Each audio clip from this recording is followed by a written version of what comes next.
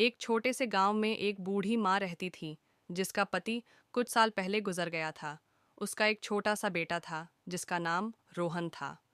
वे दोनों एक छोटे से पुराने कुटुंब में रहते थे, जो उनके लिए बस जू था। माँ खेतों में आलू की फसल से सुबह से शाम तक काम करती थी, बस इतना पैसा कमाने के लिए कि वे दोनों खाना खा सकें। रोहन एक होशियार और जिज्ञासु लड़का था, जो गांव के स्कूल में पढ़ता था। जिनग्वान वे गरीब थे, लेकिन उसके बड़े सपने और आकांक्षाएं थीं। लेकिन उनकी आर्थिक स्थिति इतनी खराब थी कि कभी कभी वे भोजन के बिना सो जाते थे। माँ अक्सर अपने भोजन का त्याग कर देती थी ताकि रोहन खा सके। एक दिन रोहन स्कूल से वापस आ रहा था जब उसने एक मिठाई की दुकान देखी। ताज़ी मिठाइयों की सुगंध बाहर निकल रही थी और उसकी आंखें लालच से भर गईं। उसने पहले मिठाई नहीं चखी थी, लेकिन उसने अपने दोस्तों से सुना था कि वे कितनी स्वादिष्ट होती हैं।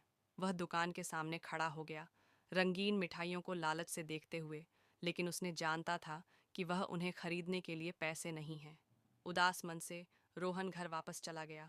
उसके पैर हर कदम के साथ भारी होते जा रहे थे। जब वह कुटुंब में पहुंचा तो उसकी माँ ने उसकी आंखों में उदासी देखी।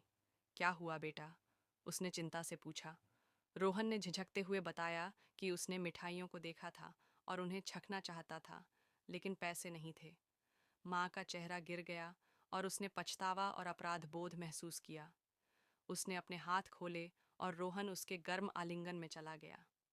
माफ़ कीजिए बेटा, उसने फुसफुसाया। माफ़ कीजिए कि हम आपकी इच्छाओं को पूरा नहीं कर सकते, लेकिन मैं वादा करती हूँ चीज़ें बेहतर होंगी। हम अपने सिरों को पार करने का तरीका ढूंढेंगे और आप कभी भी भूखे नहीं सोएंगे। जब रोहन ने अपनी माँ की आंखों में देखा तो उसने एक निर्धारण देखा जो उसने पहले कभी नहीं देखा था। उसने जानता था कि वह उसके लिए सब कुछ करेगी, उसे वह जीवन देगी जिसका वह हकदार था।